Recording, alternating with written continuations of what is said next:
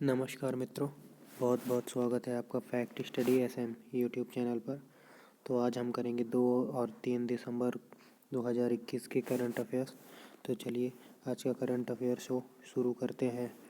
पहला प्रश्न है, विश्व एड्स दिवस। विश्व एड्स दिवस ये कब मनाया गया? तो 1 दिसंबर को मनाया गया। इसका विषय क्या था? तो end inequality, end AIDS, end pandemic. इसका थीम था। क्या था? End inequality, end AIDS, end pandemic. अब बीएसएफ का स्थापना दिवस भी 1 दिसंबर को ही मनाया गया। बीएसएफ के प्रमुख कौन है? पंकज कुमार सिंह। और बीएसएफ का मोटो है duty unto death, duty unto death. Operation सरदहबा भी राजस्थान में बीएसएफ ही चला रही है। और भी कुछ डे देख लेते हैं। रासायनिक हथियारों के पीड़ितों का अंतर्राष्ट्रीय दिवस 30 नवंबर को मनाया गया। 19 नवंबर को लोक सेवा प्रसारण दिवस भी मनाया गया। टॉयलेट दिवस भी मनाया गया। पुरुष दिवस भी मनाया गया। गजब बेइज्जती है। पुरुष दिवस और टॉयलेट दिवस सेम डे हैं। और इंदिरा गांधी की जयंती ही मनाई गई। टॉयलेट दिवस मोस्ट इम्पॉर्टेंट है। इसका थीम था वेल बीइंग टॉयलेट्स। अगला प्रश्न है, ट्विटर। ट्विटर के नए सीईओ कौन बने हैं? पराग अग्रवाल। याद रखिएगा, इंपॉर्टेंट क्वेश्चन है। पराग अग्रवाल जैक डॉर्सी की जगह बने हैं, ये भी याद रखिएगा। 2006 2006 में बना है ट्विटर और इसका मुख्यालय है कैलिफोर्निया में। अमेज़ॉन के सीईओ हैं एंडी जेसी। स्पेस एक्स के सीईओ हैं एलन मस्क और इनका रॉकेट है एक फाल्कन 9 रॉकेट, ये भी याद रखिएगा। और गूगल के सीईओ हैं सुंदर पिचाई। और माइक्रोसॉफ्ट के सीईओ हैं सत्या नाडेला। और आईबीएम के सीईओ हैं अरविंद कृष्णा। तो भारतीयों का बिल्कुल बोलबाला है। और स्पेस एक्स ने अभी ऑल स्पेस टूरिस्ट क्रू भेजा था जिसका नाम था इंस्पिरेशन। अगला प्रश्न है, यूनेस्को के गुडविल एम्बेसडर कौन बने हैं? तो जापान की हैं नाओमी कसावे, ये यूनेस्को की गुडविल एम्बेसडर बनी है। तो जापान की एक और महिला आपको याद रखना है, नाओमी ओसाका। तो ये इन्होंने ऑस्ट्रेलियन ओपन जीता हुआ है। तो इसमें आप याद रखिएगा, ये कौन है गुडविल एम्बेसडर? नाओमी। नाओमी आप स्पष्ट देख लीजिए, नाओमी कवासे हैं। नाओमी ये कवासे हैं। और नाओमी ओसाका वो अलग हैं, वो ऑस्ट्रेलियन ओपन ग्रैंड स्लैम को जीता हुआ है इन्होंने, ठीक है। और अभी राजस्थान की परीक्षा में पूछा हुआ था कि जो लास्ट में जो आपका होता है यूएस ओपन, यूएस ओपन होता है, इसको महिला ने जीता है एम्मा रकुदानू। एम्मा रकुदानू ने जीता है। वो कहाँ की हैं? तो वो इंग्लैंड के हैं, याद रखिएगा। और यूएस ओपन पुरुष में किसने जीता है? तो डेनियल मेदवेदेव ने जीता है, ठीक है। डेनियल मेदवेदेव ने जीता है। और बाकी के जो हैं ऑस्ट्रेलियन ओपन, फ्रेंच ओपन और विम्बलडन, इसको जीता है सर्बिया के नोवाक जोकोविच ने। तो ये भी याद रखिएगा। अगला प्रश्न है, पुष्कर महोत्सव। ये पुष्कर मेला नहीं है, याद रखिएगा, ये पुष्कर महोत्सव है। पुष्कर जो है नदियों नदियों को बोला जाता है पुष्कर, तो उसी के लिए पुष्कर महोत्सव मनाया जाता है। नदियों के बारे में जानकारी देने के लिए कश्मीर में मनाया गया। पुष्कर मेला अलग है, वो अलग है, राजस्थान में लगता है पुष्कर मेला। ये पुष्कर महोत्सव है जो कि कश्मीर में हुआ, ठीक है। एक कश्मीर में अहरबर अहरबर महोत्सव भी हुआ। अहरबर यहाँ की झील है जिसे कश्मीर का नियाग्रा फॉल भी कहते हैं, ठीक है। तो अहरबर महोत्सव भी कश्मीर में हुआ। कारीगरों के लिए कारखंडर योजना भी कश्मीर में चल रही है। पैडल फॉर डल भी चल रहा है कश्मीर में। डल झील है, वुलर झील है। वुलर झील जो है वो झेलम नदी के तट पर है। और डल झील पर हाल ही में एसबीआई ने एक तैरता हुआ एटीएम भी लगाया हुआ है, ठीक है। और वुलर झील पूछ लेता है तो वुलर झील जो है झेलम नदी के किनारे है, ये बात भी याद रखिएगा। और झेलम का पुराना नाम क्या था? वितस्ता। चेनाब का पुराना नाम क्या है? तो अस्किनी। फोटोग्राफी के लिए यहाँ पर एक प्रूफ ऐप भी चल रहा है जम्मू कश्मीर में। प्रोजेक्ट मुमकिन भी जम्मू कश्मीर में चल रहा है। कल्हड़ की राज तरंगनी जो है ये जो है वो कश्मीर का इतिहास को बताती है, ठीक है। और कश्मीर के एक बहुत ही फेमस राजा भी हैं जैनुल आबदीन, ठीक है। और ये अगला है, ये देखिए जो पुष्कर मेला है ये जैसलमेर में लगता है, याद रखिएगा। जबकि पुष्कर महोत्सव जो है वो नदी के बारे में जानकारी देने के लिए कश्मीर में लगता है, कोई कन्फ्यूज़न नहीं होनी चाहिए। अरुणाचल प्रदेश के ब्रांड एम्बेसडर कौन बने हैं? तो संजय दत्त। संजय दत्त को अरुणाचल प्रदेश का ब्रांड एम्बेसडर बनाया गया है। अभी हाल ही में सलमान खान को भी महाराष्ट्र का भी वैक्सीन एम्बेसडर बनाया गया, तो ये भी याद रखिएगा। अरुणाचल प्रदेश की राजधानी क्या है? ईटानगर। सीएम कौन है अरुणाचल प्रदेश के? पेमा खांडू। और गवर्नर कौन है? Brigadier BD Mishra. अब देख लीजिए अरुणाचल प्रदेश के बारे में। इन्होंने भारत का एकमात्र राज्य है अरुणाचल प्रदेश जो कि प्रमाणित जैविक कीवी फल लॉन्च किया है। ये बात भी याद रखिएगा, इंपॉर्टेंट क्वेश्चन है। कीवी जो है ये जो है डेंगू में प्लेटलेट्स बढ़ाने में बहुत मदद करता है, याद रखिएगा। हॉर्नबिल राजकीय पक्षी है अरुणाचल प्रदेश का, और केरल का भी जो है राजकीय पक्षी है। और हॉर्नबिल उत्सव वो अलग है, वो नागालैंड में मनाया जाता है, अभी आगे अपन डिस्कस करेंगे। और ये न्यूनतम जनसंख्या घनत्व वाला राज्य भी है, जिसका जनसंख्या घनत्व 17 है, अरुणाचल प्रदेश ही है वो, ठीक है। और राष्ट्रीय तितली इन्होंने भी बनाया है अरुणाचल प्रदेश ने, कैसर हिंद को। मोस्ट इम्पॉर्टेंट क्वेश्चन है। यहाँ पे पक्के पागा हॉर्नबिल फेस्टिवल भी मनाया जाता है, जबकि सिर्फ हॉर्नबिल फेस्टिवल अगर बोल देता है तो वो नागालैंड का हो जाता है, ठीक है। और दीपू व बोमडीला दर्रा भी अरुणाचल प्रदेश में है। मोलिंग और नामदफा नेशनल पार्क भी अरुणाचल प्रदेश में है। और डेपो रिजो ब्रिज भी अरुणाचल प्रदेश में ही है। तो इतनी सारी चीज़ें आपको अरुणाचल प्रदेश के बारे में याद रखनी है। हाल ही में ये मोस्ट इम्पॉर्टेंट क्वेश्चन है, इसका हमने थंबनेल भी लगाया हुआ है कि 6वें ब्रिक्स फिल्म फेस्टिवल हुआ, गोवा में आयोजित हुआ। ब्रिक्स क्या है? BRICS BRICS, Brazil, Russia, India, China, south Africa. याद रखिएगा इस चीज़ को, ब्रिक्स, ठीक है। इसमें साउथ अफ्रीका सबसे बाद में जुड़ा हुआ है। तो क्या है? 6वां ब्रिक्स फिल्म फेस्टिवल जो आयोजित हुआ, उसमें बेस्ट एक्टर का अवार्ड धनुष को मिला है इनकी फिल्म असुरन के लिए। तो ये बात याद रखिएगा। और क्वेश्चन टफ कर देगा, और अगर अभिनेत्री पूछ देता है तो अभिनेत्री हो जाएंगी लारा बाल्डोना। आप पूरा देख लीजिए, लारा बोल्डार्नी, ये ब्राज़ील की हैं, याद रखिएगा। बेस्ट फिल्म यहाँ पे 2 फिल्मों को मिला हुआ है, एक साउथ अफ्रीकन फिल्म बरकत है, और एक है Russian film the sun above me never set. आप क्लियर देख लीजिए, the sun above me never set ये रशियन फिल्म है, और एक बरकत साउथ अफ्रीकन फिल्म है। अब यहाँ पे कुछ और देख लेते हैं।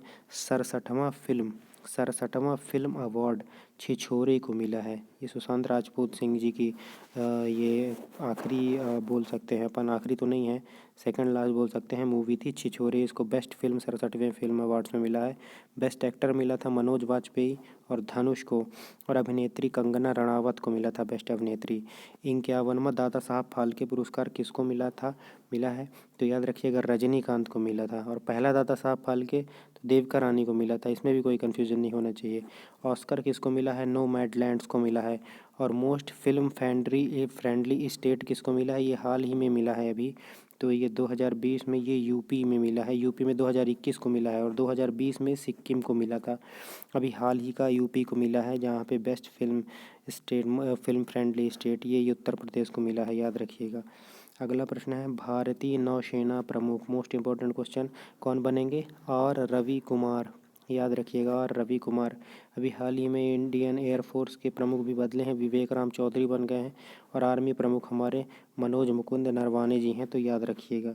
अगला प्रश्न है मोस्ट इम्पोर्टेंट, मेल बैलन डियोर अवार्ड किसे मिला है? 7वीं बार लियोनेल मेसी ने जीता है, अर्जेंटीना टीम के कैप्टन हैं, और अर्जेंटीना ने अभी हाल ही में कोपा अमेरिका भी जीता हुआ है ब्राज़ील को हराकर, तो ये बात भी याद रखिएगा। फीमेल कैटेगरी में बेस्ट प्लेयर किसको मिला है? तो एलेक्सिया पुटेलस को मिला है, ये बात याद रखिएगा। और यूरो कप किसने जीता है? तो इटली ने जीता है इंग्लैंड को हराकर, ये बात भी याद रखिएगा। इतनी सारी चीज़ें यहाँ पे याद रखिएगा, देख लीजिए अच्छे से। यहाँ पे क्या क्या है, बैलन डियोर लियोनेल मेसी को मिला है, फीमेल बेस्ट प्लेयर मिला है एलेक्सिया पुटेलस को, यूरो कप मिला है इटली ने इंग्लैंड को हराकर यूरो कप जीता है, और कोपा अमेरिका को अर्जेंटीना ने ही जीता है ब्राज़ील को हराकर। अगला प्रश्न है RBI ने 1 करोड़ का जुर्माना किसके ऊपर लगाया है? तो UBI के ऊपर लगाया है। 1919 में बना था, मुंबई में हेडक्वार्टर है, राज किरण राय UBI के चेयरमैन हैं। अगला प्रश्न है 2025 तक दुनिया का पहला तैरता हुआ शहर कौन बना देगा? तो साउथ कोरिया बना देगा। साउथ कोरिया की राजधानी है सियोल, और साउथ कोरिया और नॉर्थ कोरिया को अलग करने वाली लाइन है 38th पैरेलल। भारत और पाकिस्तान को अलग करने वाली लाइन कहलाती है रेड क्लिफ, तो ये बात भी याद रखिएगा। भारत और चीन को अलग करने वाली लाइन कहलाती है मैकमोहन, ये बात भी याद रखिए। पाकिस्तान अफगानिस्तान को अलग करने वाली लाइन डूरंड लाइन कहलाती है, ठीक है। अगला प्रश्न है आपका ये, इसी में देख लीजिए, फ्लोटिंग सिटी प्रोजेक्ट कौन चलाता है? तो यूनाइटेड नेशन चलाता है, याद रखिएगा। वॉन यहाँ की मुद्रा है और राष्ट्रपति यहाँ के हैं मून जे इन। और नूरी नाम के उपग्रह का असफल परीक्षण भी किया था साउथ कोरिया। और भारत का एकमात्र तैरता हुआ नेशनल पार्क है केबुल लामजाओ, जो कि लोकटक झील पर है मणिपुर में, ये बात भी याद रखिएगा। पी फ्री जॉनसन का निधन हो गया। ये कौन थे? तो ये कास्टिंग डायरेक्टर थे, ये बात भी याद रखिएगा। P free Johnson casting director थे, ठीक है। अभी शिव शंकर का निधन हुआ था, वो कौन थे? कोरियोग्राफर थे। पिछले ही वीडियो में हमने जिक्र किया था, मगधीरा फिल्म की शूटिंग किया था इन्होंने। 7वां अंतर्राष्ट्रीय भारतीय विज्ञान महोत्सव ये कहाँ पर आयोजित हुआ? तो ये गोवा में आयोजित हुआ, याद रखिएगा। अब गोवा के बारे में जान लीजिए। तो डूरंड कप जो कि कलकत्ता में आयोजित हुआ था, उसको जीता गोवा एफसी ने। 52वां फिल्म फेस्टिवल भी गोवा में हुआ। ब्रिक्स भी तो हुआ है। और प्रमोद सावंत यहाँ के सीएम है और पीएस श्रीधरन पिल्लई यहाँ के गवर्नर हैं। रेबीज मुक्त भारत का पहला राज्य बन गया है। अल्कोहल म्यूजियम भारत का पहला गोवा में खुला है। और गोवा मुक्ति दिवस कब मनाया जाता है? तो 19 दिसंबर को मनाया जाता है गोवा मुक्ति दिवस। और गोवा दिवस मनाया जाता है 30 मई को, गोवा मुक्ति दिवस, क्योंकि इस दिन ये आज़ाद हुआ था पुर्तगाल से।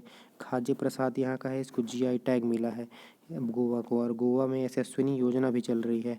बोंडला और कोटेगांव वाइल्ड लाइफ सेंचुरी भी गोवा में है। तो इतनी सारी चीज़ें आपको गोवा के बारे में भी याद रखनी है। अगला प्रश्न है इंडियन इंडियन ये क्या लिखा हुआ है? इंडियन इनिंग्स है, एक्चुअली एलिंग्स नहीं है। India innings the journey of Indian cricket from 1947, याद रखिएगा। ये अच्छा बुक है, ये इम्पोर्टेंट है। Indian innings the journey of Indian cricket from 1947, इसको किसने लिखा हुआ है? इसके लिखने वाले का नाम यहाँ पे नहीं लिखा हुआ है। इसको लिखा हुआ है एक मिनट, मुझे याद नहीं आ पा रहा है, मैं आपको बताता हूँ। तब तक आप देखिए। Playing it my way, playing it my way को किसने लिखा हुआ है? तो प्लेइंग इट माई वे को लिखा हुआ है सचिन तेंदुलकर ने। प्लेइंग इट माई वे को सचिन तेंदुलकर ने लिखा हुआ है। और बिलीव ये ऑटोबायोग्राफी है। बिलीव ऑटोबायोग्राफी है सुरेश रैना की। और इंडियन इनिंग्स ये बुक को लिखा हुआ है एजाज मेनन। हाँ, याद आ गया मुझे। एजाज मेनन ने लिखा हुआ है Indian innings the journey of Indian cricket ये फ्रॉम 1947, इसको एजाज मेनन ने लिखा हुआ है। यहाँ पे लिखना भूल गए थे हम। इंटरपोल के नए अध्यक्ष कौन हैं? तो नासिर अल राइसी, याद रखिएगा। नासिर अल राइसी ये इंटरपोल के नए अध्यक्ष बने हैं। और इंटरपोल 1923 में बना था और लियोन में इसका हेडक्वार्टर है। अगला प्रश्न है आपका राष्ट्रीय रक्षा कॉलेज का नया प्रमुख कौन बन गया है? तो लेफ्टिनेंट जनरल मनोज कुमार मांगे। आप ये देख लीजिए, ये लिखा हुआ है लेफ्टिनेंट जनरल मनोज कुमार मागो, ठीक है। अब यहाँ पे कुछ फैक्ट देख लीजिए। मेजर ध्यानचंद्र यूनिवर्सिटी कहाँ पर है? मेरठ में है। ट्रांसजेंडर यूनिवर्सिटी कहाँ पर है? कुशीनगर में है। राष्ट्रीय खेल विश्वविद्यालय कहाँ पर खुला है? मणिपुर में खुला है। डिफेंस इंडस्ट्रियल कॉरिडोर कहाँ पर बनने को तय हुआ है? तो झांसी में बनने को तय हुआ है। ये देखिए, झांसी में बनने को तय हुआ है। और दिल्ली की खेल यूनिवर्सिटी की पहली महिला प्रमुख कौन बनी है? कर्णम मल्लेश्वरी बनी है, जो कि 2000 सिडनी ओलंपिक में भारत की पहली महिला ओलंपिक पदक विजेता थी। इन्होंने कांस्य पदक जीता था भारोत्तोलन में, तो ये बात भी याद रखिएगा। अगला प्रश्न है cost of living, world wide cost of living index 2021 में सबसे महंगा शहर है तेल अवीव। तेल अवीव इजराइल का शहर है, याद रखिएगा। अभी तेल अवीव इजराइल का शहर है। इजराइल और फिलिस्तीन में गाजा पट्टी जो है वो फिलिस्तीन का हो जाता है, तो तेल अवीव जो है इजराइल का हो जाता है, ठीक है। इजराइल की संसद को नेसेट बोलते हैं। इजराइल के पीएम कौन है? नफ्ताली बेनेट, ठीक है। राष्ट्रपति यहाँ के कौन है? इज़ोक हर्जोग। और इनके नफ्ताली बेनेट, इनकी पार्टी का नाम है यमीना पार्टी, ठीक है। और ईज़ ऑफ लिविंग इंडेक्स एक देख लीजिए, आया हुआ था 10 लाख से ज़्यादा के शहरों में बेंगलुरु टॉप पर था और छोटे शहरों में शिमला टॉप पर था। और दुनिया का सबसे सुरक्षित शहर कोपेनहेगन है, ये भी बात याद रखिएगा। पुरातत्व संग्रहालय भी कोपेनहेगन में है, तो ये भी याद रखिएगा। और सबसे प्रदूषित राजधानी अपनी भारत की दिल्ली राजधानी थी, ठीक है। अगला प्रश्न है रोपवे सेवा को शुरू करने वाला भारत का पहला शहर बन गया है, तो वाराणसी सबसे स्वच्छ गंगा शहर भी है, ये बात भी याद रखिएगा। सबसे स्वच्छ शहर कौन सा है? इंदौर है। सबसे स्वच्छ शहर इंदौर है 5वीं बार लगातार, लेकिन पहली बार 6वां था ये, तो पहला था मैसूर। और सबसे तेज स्वच्छ शहर कौन है? तो होशंगाबाद, एमपी का होशंगाबाद सबसे तेज स्वच्छ शहर है, मतलब स्वच्छता की राह पर चलने वाला सबसे तेज शहर है।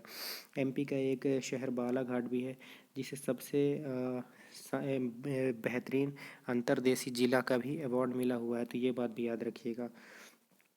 और एमपी में क्या है, कड़कनाथ मुर्गा, कड़कनाथ मुर्गा भी है जिसे जीआई टैग मिला हुआ है, तो ये बात भी याद रखिएगा। एमपी में और क्या क्या है, तो बांधवगढ़, पन्ना, पन्ना, सतपुड़ा है ना, पेंच और संजय, ये सारे नेशनल पार्क हैं।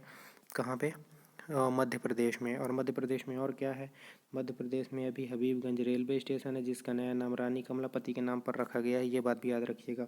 अगला प्रश्न है 10,000 वाइट लेबल एटीएम किसने स्थापित किया है, तो इंडिया वन पेमेंट्स ने 10,000 वाइट लेबल एटीएम से स्थापित किया है। अब ये वाइट लेबल एटीएम्स क्या होते हैं, तो ये गैर बैंकिंग संस्थाएं स्थापित करती हैं वाइट लेबल एटीएम्स को, ठीक है।